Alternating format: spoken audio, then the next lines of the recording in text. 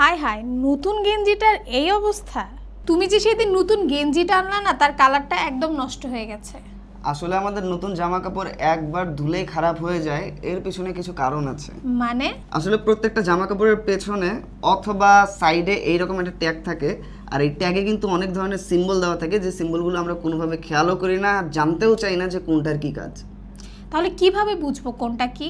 যেমন ধরো কোনো ট্যাগের মধ্যে যদি বালতির সিম্বল থাকে এবং সেখানে হাত ডুবানোর একটা সিম্বল থাকে, এর মানে হচ্ছে এটা তুমি হাত দিয়ে কাচতে পারবে।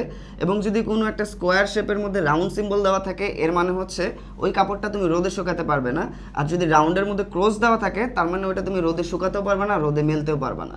ও তাই নাকি? তাহলে আয়রনের ব্যাপারে? হ্যাঁ, আয়রনের ব্যাপারেও দেওয়া থাকে। এই যে দেখো, আয়রনের সিম্বল একটা দেওয়া থাকবে, সেটার ভিতরে যদি একটা ডট থাকে তাহলে সেটা তুমি কম হিটে আয়রন করতে পারবে। আর যদি আয়রনের সিম্বলের উপরে দুইটা অথবা তিনটা ডট দেওয়া থাকে, তার মানে এটা তুমি আরো বেশি হিট দিয়ে আয়রন করতে পারবে। তাহলে কি এই সিম্বলগুলো অনুসরণ করলে জামা কাপড় বেশি দিন নতুন থাকবে? হ্যাঁ, ঠিক তাই। এই সিম্বলগুলোর মানে জানলে জামার যত্ন নিতে অনেক বেশি সহজ হয় এবং নতুন জামাগুলো সহজে নষ্ট হয় না।